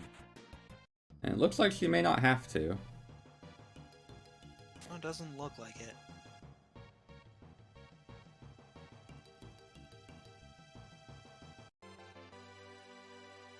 Marty just suffered a wipe, showing just how deadly white dragons are in the upper 60s range. Cold Stream from White two dragons. of them will just shred you, and they're extremely, extremely fast. Yeah, not only that, but they've also got Ice Falk, which, depending on how leveled you are, will completely decimate you even worse than Cold Stream does.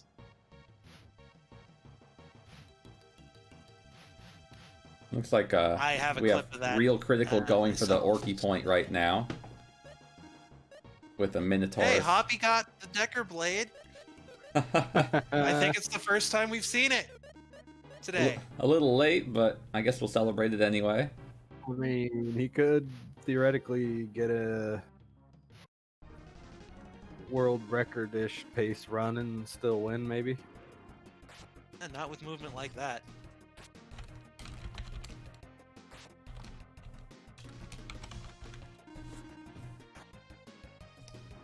Oh, Lily, no. And Lily suffers defeat. No.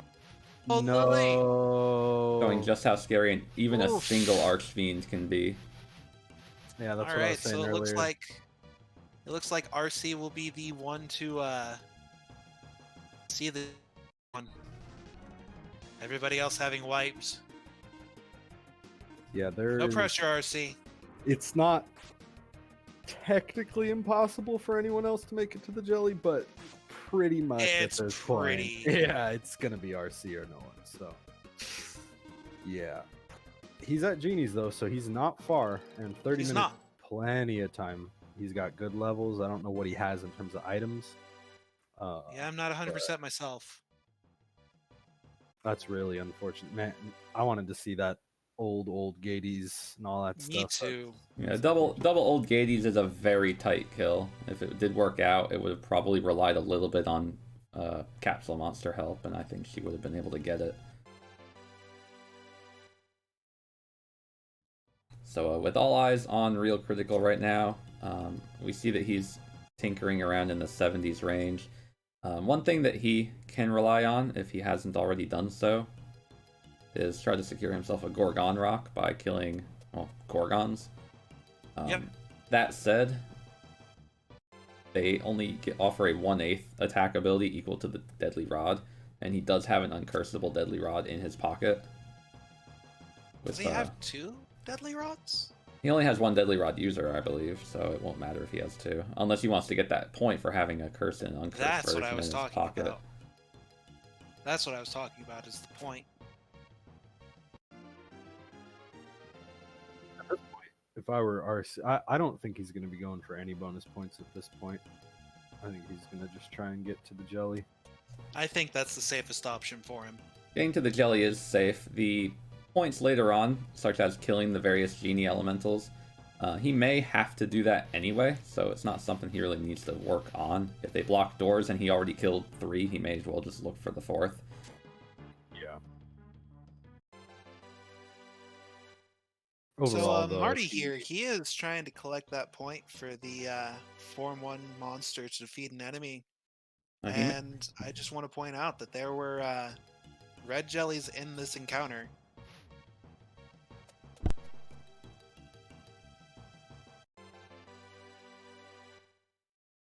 Oh, come on, Fumi, you can do it.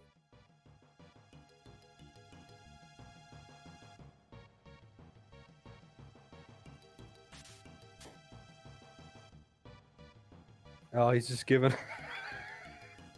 All right, he'll find more. He'll find more. That's fine. With a few extra levels, Fumi, the goodest boy, he will take out he'll do it a good chunk of these enemies. Just needed the XP. Yeah, that's it.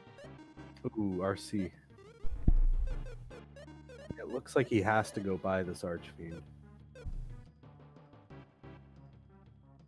With an extra kick and magic, he just might get there.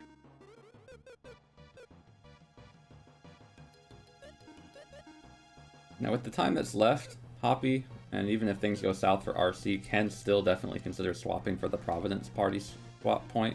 Absolutely. Of course, I'm sure Hoppie wants to get, RC wants to get some of those bigger, chunkier points for later on. Winning a battle against 3 Dark Summoners, if he does find a battle with only 3, is very doable. Especially if he has things like a Silver Sword, Zap, and stuff that can just kill them. Because they're not too strong. You just have to get the back attack on them in order to get it. Well, I mean, even if it had 4, you can. If you get the back attack, it's usually not too bad. They only have like 300 or 400 health or something. Yeah, about like 520 HP. Yeah, they're not very sturdy. And if you compared to a lot of things you have to fight at this point. if you don't have much in terms of IP weaponry, like if you don't have a Decker Blade, if you don't have much in fractionals, it's almost worth it to just burn your IP killing them. You know, use a Silver Sword and equip a Gladius on Decker and let him, you know, 3x one of them down with a holy attack as well. The Leech Archfiend combo giving a good beating to RC. Yeah, but that was his second fight on him too, I think. He does have Valor to 3. recover, but you can see just how much damage those guys do.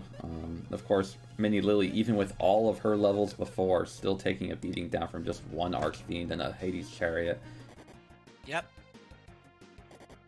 Archfiends and runs, man. And part of the inconvenient thing is, even if they don't kill you, even if they're just walloping on you, it's time wasted in a speed run, which matters. And recovering the IP on people like Artie and Maxim, especially at this point in the cave, can sometimes just be too difficult, too time-consuming if your party's low level. Because the only other options you have from this point, other than Archfiends, are Leeches again, those Dark Summoners, which are horrifying, Dragons, which can be incredibly time-consuming, if at all possible at all, or the Hades Chariots, which are pretty unpredictable. Granted, the Hades Chariots are probably the safest option among the others.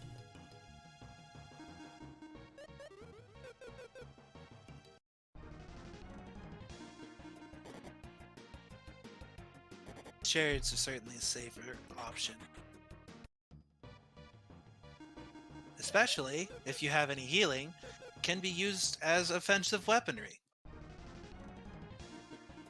Valor, of course, being more viable against undead things than even Zap.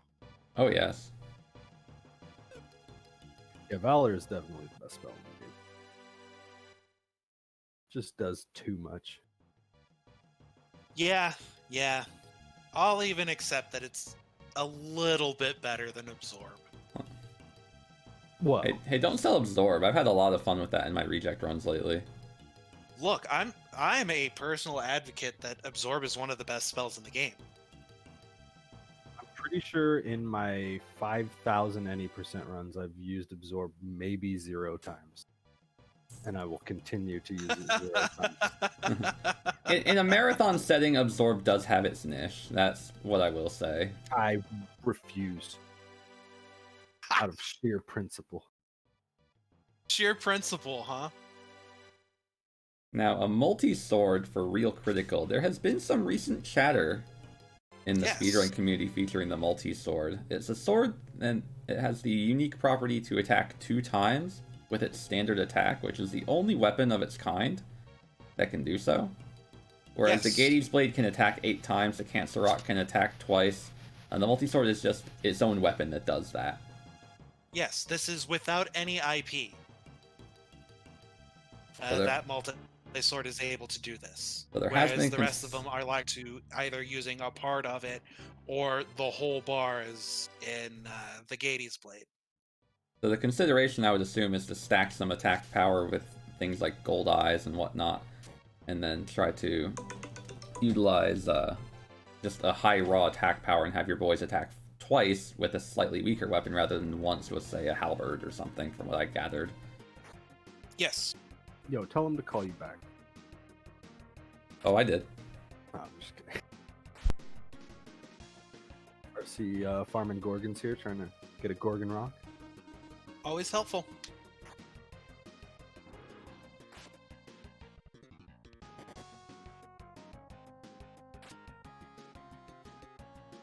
They also give decent XP too, so if you're like a little bit low by these floors, they're fairly easy to kill, so. Yeah. Unless you're hurting on time, it's always pretty much a good idea to fight some Gorgons. Yeah, either that or unless you're busy struggling with instant kills. Because those boys are pretty beefy. Yeah. They're weak to Holy though, so you have any at least half decent Holy weapon or something, it's not too bad usually.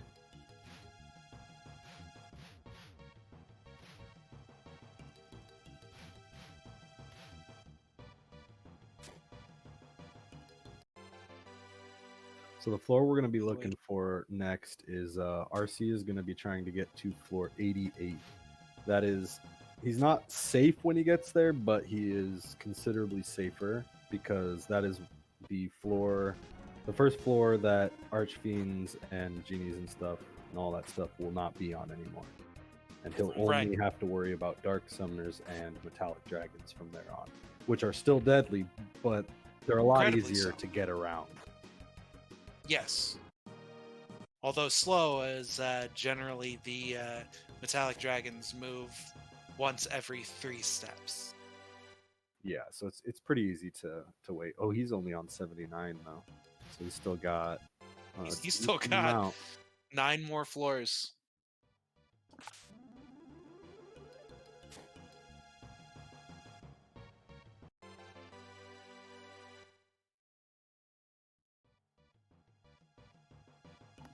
Sure what he has for the jelly, but I'm assuming it's nowhere near enough.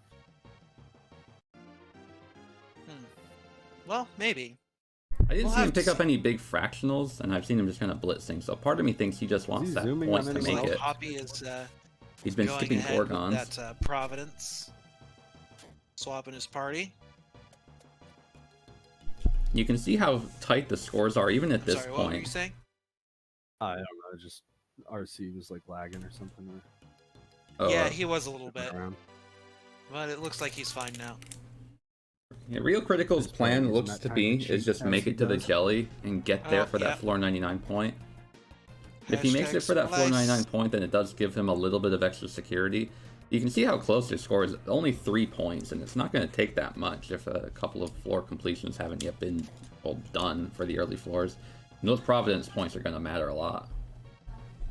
Yeah, they're still only 3 points apart, so if RC wipes or something right now, and they're able to make up these points, it could potentially go the other way. Yeah, but it sure could. Right now, all RC has to do is be careful, and it should be a victory for RC and Hoppie if he can get to the jelly, I think, at least. Yeah, it's how it's looking. Although he does have less than 20 minutes to make it, and these floors can sometimes take years to complete. Yeah, especially moving around dragons and such. Which, like I said before, 1 every 3 movements, and that's a random movement each time. So if you're stuck in a very thin hallway trying to move them a particular direction, they'll do whatever they want. They won't do what you tell them to. Yeah, it could as take much as you'd like to. Time for sure. I've had runs die to them just not ever leaving the doorway and stuff. So yeah, hopefully we don't see that. But let's hope, because we want to see at least one jelly fight today. Well, we could have seen one, but yeah. But Domsky decided he wasn't ready for it and left. You gotta respect it, though. You do. You absolutely do.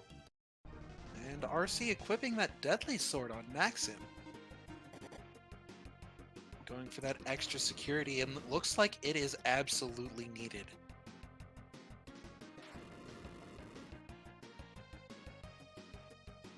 So this is really scary for RC. He is going to have to fight these Archfiends at least one more time. Oof. And there goes all Guy's IP, which is unfortunate. Truly. If he had more time, I'd say he could totally get that back against Copper Dragons, but like I said, time is of the essence.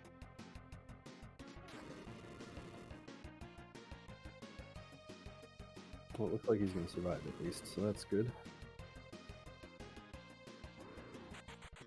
Maxim won't. Nah. But who cares about him, right? Yeah, Maxim's trash.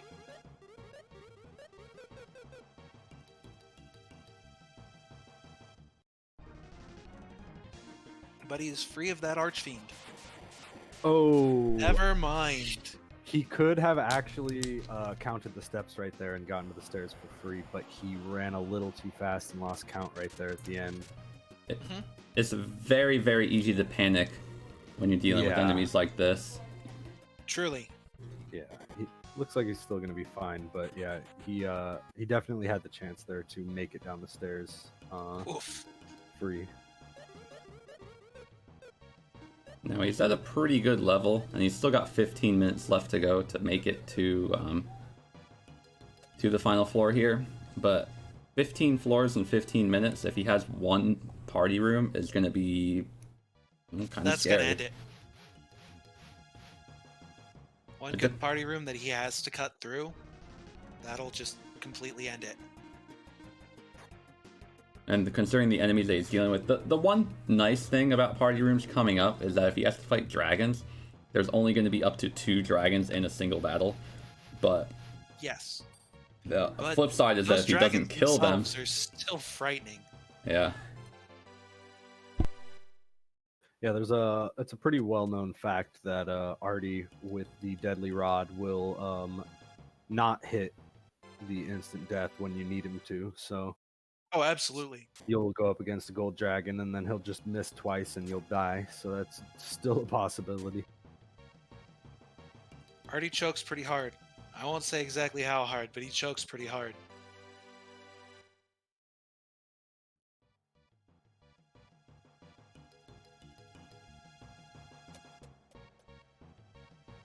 So 2 more floors for RC until he's out of... Oh, 1 more floor for RC until he's out of Archfiend Heck. And then it's just onto Genies. With 15 minutes left, he could, again, go for that point. That is killing 3 or more Dark Summoners in a single battle. And depending on how much time he feels as though he has, he may want to take that just for a little extra security. But Mini Lily and Marty being 3 points behind at this point is getting kind of scary. So we may already have it decided. RC. At this point, I'm pretty sure he still has like almost nothing for the jelly, so he might actually want to consider going for those points at this time, because I'm almost sure he doesn't have a Decker Blade or a Gades Blade. So without either of those, it's already rough. Now, it's not too scary if he just makes it to the jelly and decides to maybe take Time to Providence out and do the party swap. In fact, they might be his plan, is to just race to the jelly floor 99, party swap with the Providence point and secure that for the point. I don't know if that's his plan right now. He's still opening chests and such.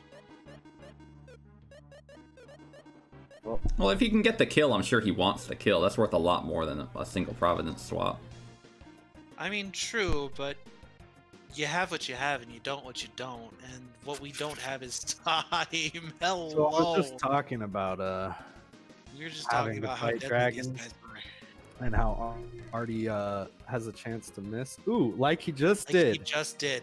Luckily, he put on the second deadly on Maxon, and it came in super clutch for him right there. Oh man, did it.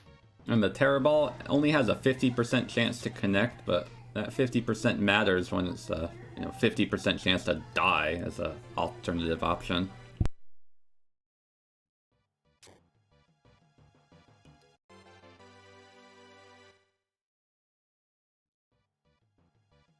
It looks like RC went for that Dark Summoner point, but saw more than 3 and decided to bail. Which, I cannot fault him for it. I cannot. I mean, with double deadlies, even with the then, back attack, I feel like he probably should have just gone for it. Even then, he's got time though. That's still dicey because you're only going to hit once out of those 2 times. Well, the challenge is for floors 91 through 98, so he wouldn't have gotten the point if he did it there. That's true. Yeah. This is very true. Now he's eligible. This could be a party room floor right here. Yeah, it's certainly a party hallway.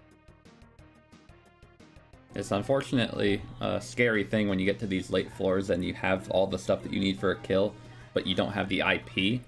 Because at this point now, you only have Copper Dragons and Dark Summoners to IP farm on, because Silvers and Golds are just far too risky to do it with.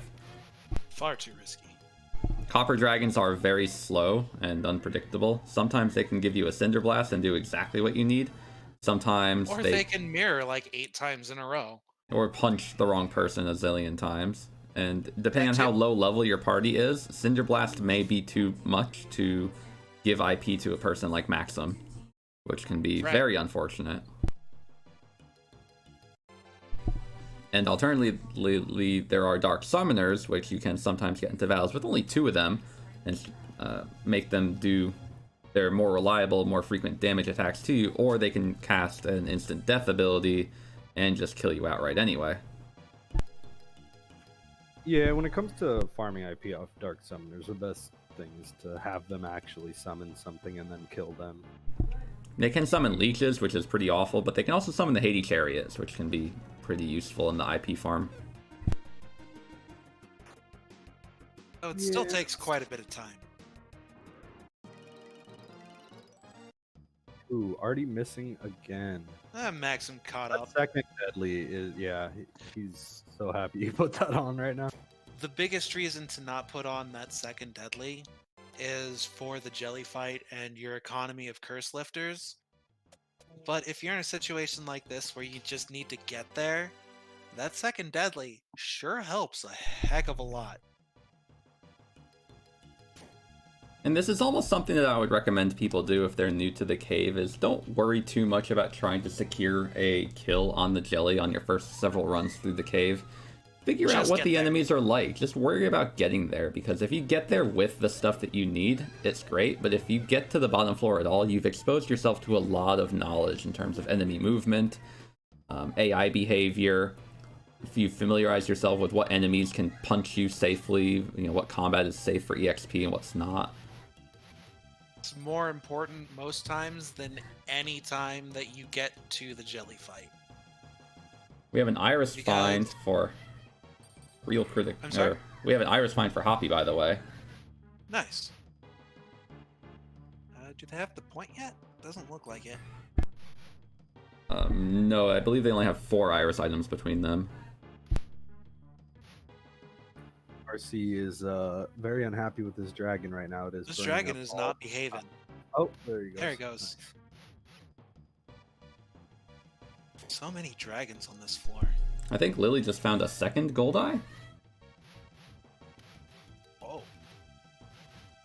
Granted, she's at the low floors, but the gold eye will make speeding through these floors to look for Iris treasures or anything that much easier. It doesn't give agility, but it gives a pretty sizable chunk of attack and even some defense. And magic defense. Like I said, it gives some nice stats. Useless, but it's helpful. None of these early enemies cast magical attacks, unfortunately. Right. Well, hey, she found Trick. That'll be super handy in with her 7.5 minutes. With her Gades Blade and Old Cancer combo, right? Right. Like, that would have been game. That absolutely would have been game.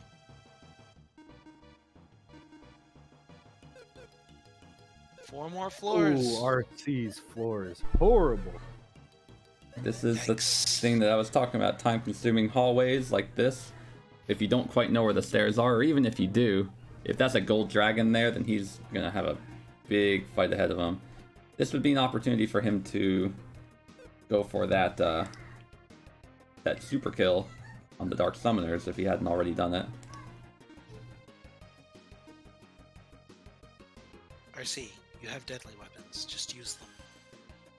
And but you know what's going to happen if he does, right? Oh, he's going to miss both times and get completely destroyed. But hey, he's got Zap too, which helps.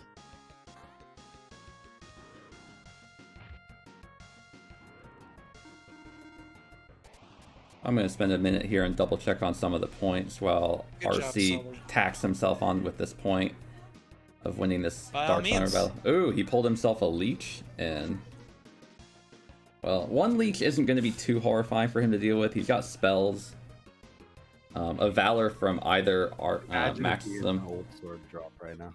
Oh yes, the leeches at their 2% old sword drop. It absolutely could happen. Could. I wouldn't put it past it.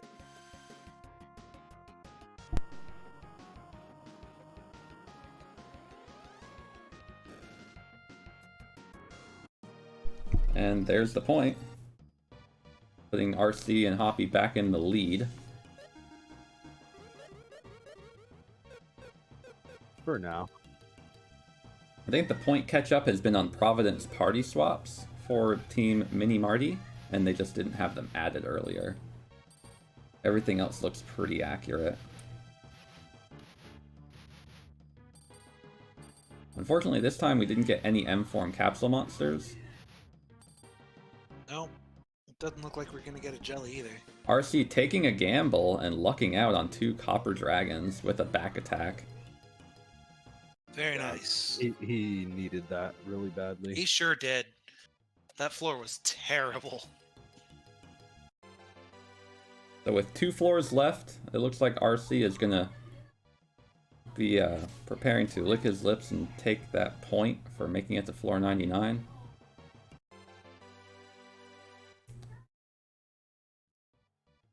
You better actually at least fight the jelly, even though he can't beat it. We gotta see the jelly in Jelly Jam, you know? I know, right? You can quickly hit the jelly, run away, and spend, as long as he has Providence, what, 30 seconds dealing with it, just by mashing through. Because if you hit run away, nobody actually does anything. Right. But he may want that Providence world record percent, and in order to do that, he's got to find his way. He's already found his stairs. I don't know what he's doing at this point. Maybe looking for something extra. He's just That fire basically dagger ain't gonna hoping do for it. that last floor Decker Blade at this point. Yeah, floor 98 Decker Blade could change everything, and it never hurts to have it. Yeah, I don't think he's going for any other points. He's just hoping he finds Decker Blade, and he didn't. And that's here we it. go. Does he fight? Looks like he's stepping up to the plate. And this is the boss of the ancient cave. For those of you that have never seen it before, this is a giant jelly. Looks like he's taking your advice and just defending through. No, he's not defending, he's running away. Defend... Well, he could do a run. Defending. Right. He should be running. Yeah. If he had done a run, then he wouldn't have to wait 1 second per person who does their defend. Sully, though, out for blood. Get that radish kick, Sully. And there he goes. Now, it may appear that's the jelly fight. Yep, that's the jelly Yay! fight. He could have possibly killed himself to secure the suicide, and just for the heck of it, shown it off, but that would have taken time, and he didn't have that time. And off he goes.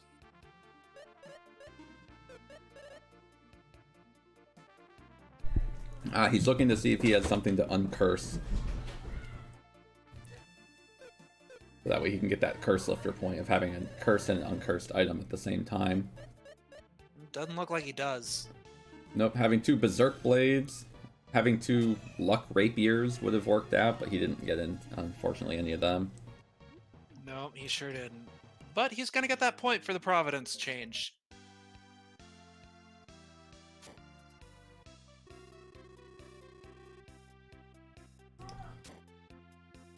Well, we've got a couple minutes left, but that's basically it. I don't think there's anything else that anybody can do. The curse lifter points can still be earned if someone can find a curse lifter and say 2 deadly rods very quickly. Yeah, good luck. But it looks like everything else other than a glitched floor or the 5 iris items are completely out of the window at this point. Right.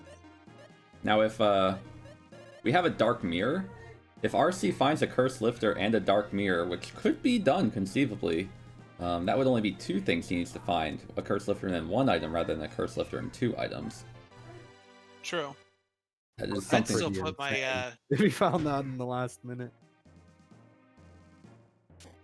I'd put my bet on finding the 2 deadlies and the curse lifter over finding the second dark mirror. Well, he still has to get a little further into the cave to find the deadlies. Those are appearing on starting on floor 4.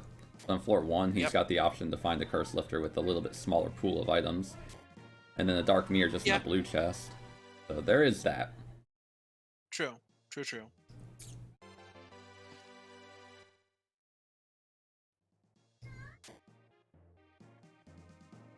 So I'd like to share that our runners have done a fabulous job. RC coming back from a death pretty far into the challenge, all things considered. And coming through. Hoppie showing off something amazing with progress after a death, or zombie percent as I've been calling it.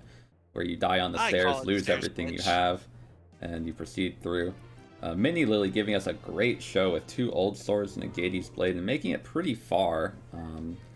She showed off some great movement. I mean, everyone showed off pretty darn good movement today. Domsky did very well. Lily did very well. Everyone did very well. And Marty, who is not necessarily a new runner, but a fairly new runner compared to the rest of the people here. They've all done well. And with that, we're going to end this and celebrate the fact that I don't see any points that look incorrect. So RC and Hoppie should have this one all finished up.